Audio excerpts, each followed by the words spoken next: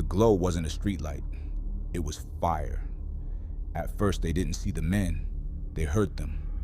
Boots crunching through leaves, chains dragging across dirt, low laughter drifting through the trees. Then cigarette embers began glowing in the darkness one by one. Shapes slowly emerged around the car. Men wearing pointed hoods. Some carried bats. Some carried chains. Others held rifles. My mother said she felt all the air leave her body. That was when she noticed the man from the roadside. He was hanging from a tree nearby. The blue bag still rested beneath him. The rope creaked softly every time the wind moved. Blood dripped from one of his shoes onto the leaves below.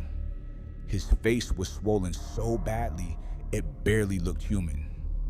One eye hung half open. At first, my mother thought he was dead. Then his fingers twitched. Her scream caught in her throat. The men surrounded the Rambler almost instantly. Hands slammed against the windows. Someone hit the hood with a bat hard enough to dent the metal. My mother started crying. My grandmother kept turning the ignition over and over. Nothing. Then one of the hooded men stepped closer to the driver's side. "Miss Lucy," he said. His voice sounded almost surprised. "Is that you?" The second he said her name, the fear in Aunt Lucy's face changed. Not confusion, recognition. My mother realized Aunt Lucy knew exactly what kind of men these were. Then, my mother happened to glance into the rearview mirror, and her heart nearly stopped. There were suddenly two people sitting in the back seat instead of one. Benjamin sat in the middle of the car, smiling, calm, like he had been there the entire time. Benjamin was my grandmother's brother. He had died 2 years earlier. My grandmother said her blood turned cold the moment she saw him, because he looked completely normal, not transparent, not rotten, just Benjamin.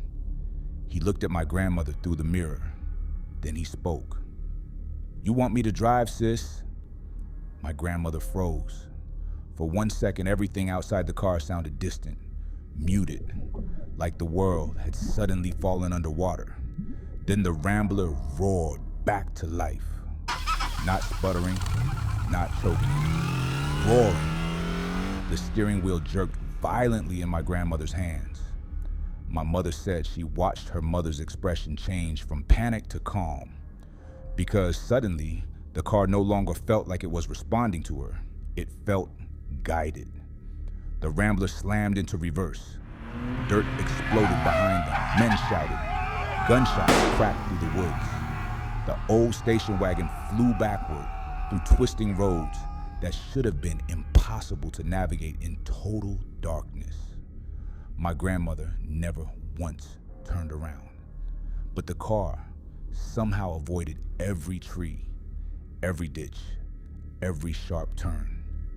My grandmother said Benjamin sat smiling the entire time, calm, like none of it scared him. Bullets shattered branches around them.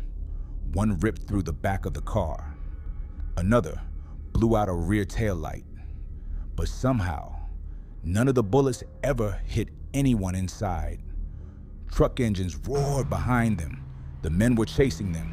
The Rambler suddenly spun around at the end of the dirt road and shot back onto the main road.